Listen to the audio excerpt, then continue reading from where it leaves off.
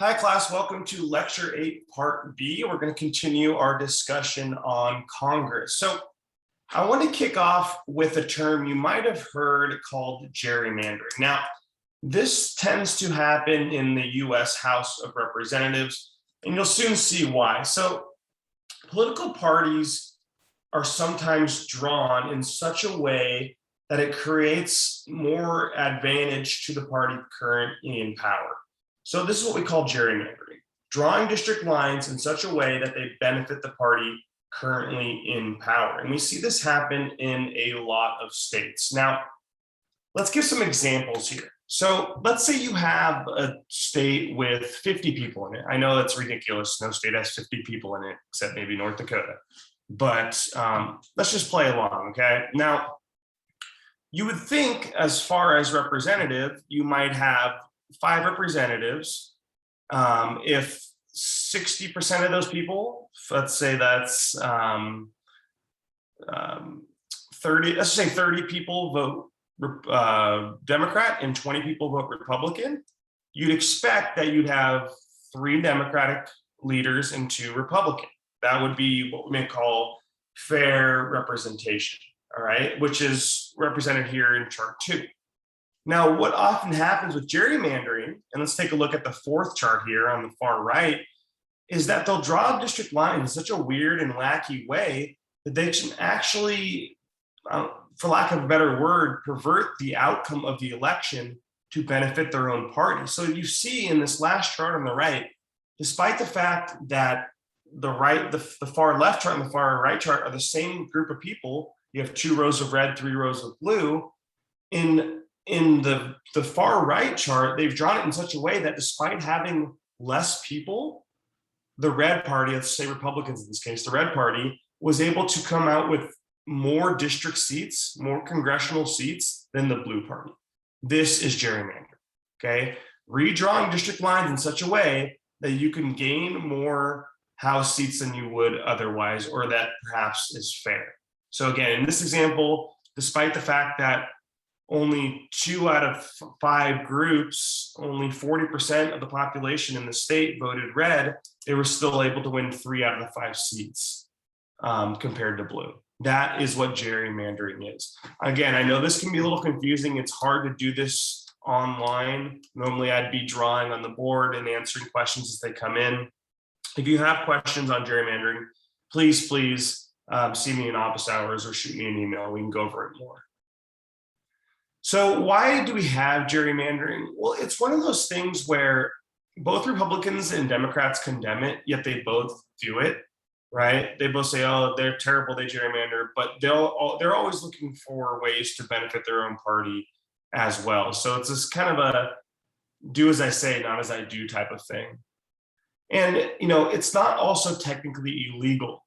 As long as you're not gerrymandering, as long as you're not redistricting based on racial and ethnic lines, you're not really breaking any law. So you can draw district lines in any way you choose, so long as you're not doing it based on race or ethnicity. And, ways to avoid this might be like how California does it. California does it with a special commission made up of both Democrats and Republicans that ultimately decide where district lines are drawn. But not all states do that, and that is why we do have a lot of gerrymandering in this country. Okay, so our next concept I want to talk about is a pretty simple concept that we should all understand. That is localism. And a lot of congressional politics take place on the local level. And I'll explain what I mean here. The main goal of any politician at any level is to get reelected, especially in Congress, right, where there's no term limits.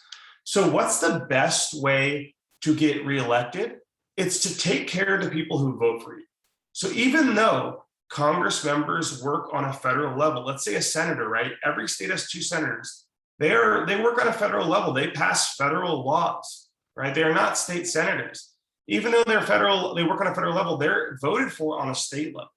So they want to keep getting reelected every 6 years or every 2 years if you're in the House. You have to make sure you please your constituency.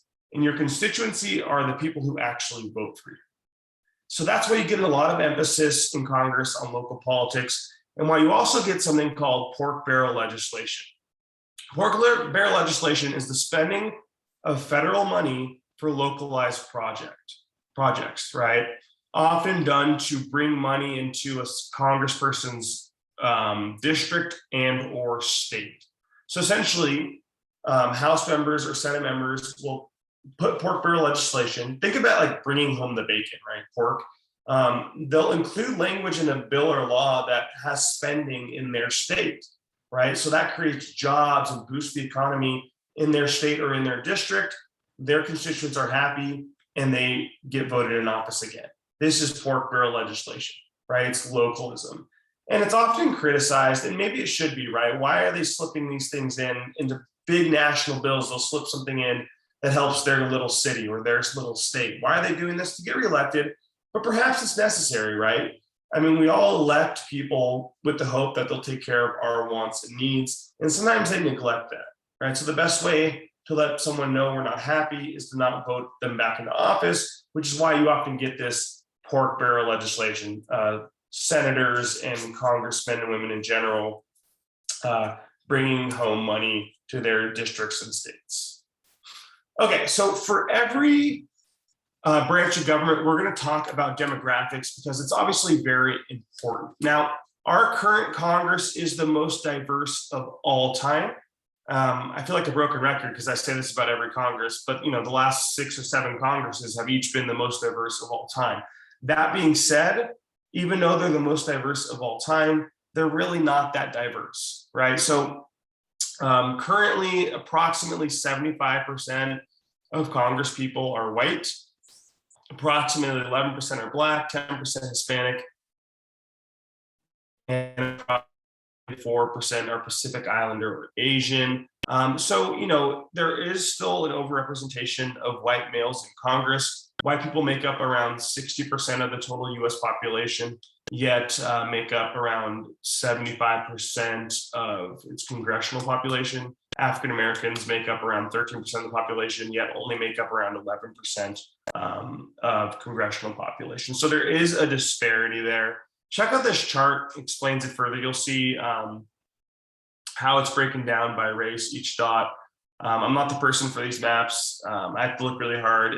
In case you don't know this, I'm extremely colorblind.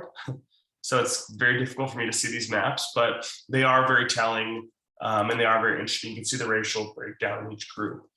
Another chart from Pew Research that I can see, this shows the percentage of the US population that is white versus the percentage of Congress that is white. And you see that gap in between there that continues to exist, although both are getting smaller, right? The US population percentage that is white is getting smaller, as well as the percentage of Congress that is white is getting smaller. I mean, if you go back to 1950, right, it's 100% of Congress is white. Now it's around 75, 77%. Another imbalance we tend to see is in gender. Men make up around 73% of Congress people. Women make up around 27% of Congress people. There seems to be a huge disparity there, despite the fact that women are voting in higher rates than men. We also see a disparity in economic status in the fact that Congress people tend to be wealthy. In fact, approximately 40% of House members are millionaires, and about 65% of senators are millionaires. That's pretty crazy. What percentage of the total US population are millionaires? It's less than 1%, right? So why are Congress people disproportionately millionaires? I think that's a question that we have to ask, right? And another question we need to ask is, are they millionaires before they come into office, or are they becoming millionaires when they're in office, right? And both have their own implications. But the fact is, the majority of Congress people are millionaires.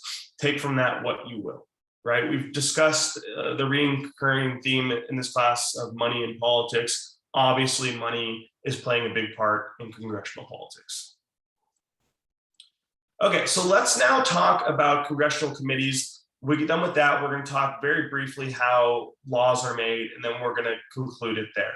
Okay, so I've mentioned committees a few times. Committees are simply a specialized subgroup that handles specific issues. So before a bill goes to the floor, it has to pass through a committee. right? And most bills actually die in committee. So making it to the floor is a feat in itself, but it has to go to the appropriate committee to be voted on and determine whether or not the entire Congress will actually vote on it in the floor. So as I said, congressional committees can block or advance any legislation they want. So oftentimes you'll hear people say the true power of Congress is in the committee, and you can kind of understand why congressmen and women are often fighting to get on these powerful committees. Okay, so there's 3 different types of committees I want you to be aware of: standing, select, and joint committees. And you will be tested on this. A standing committee is simply a permanent committee, a committee that always exists, whether it's in the House or the Senate. Standing committee is permanent.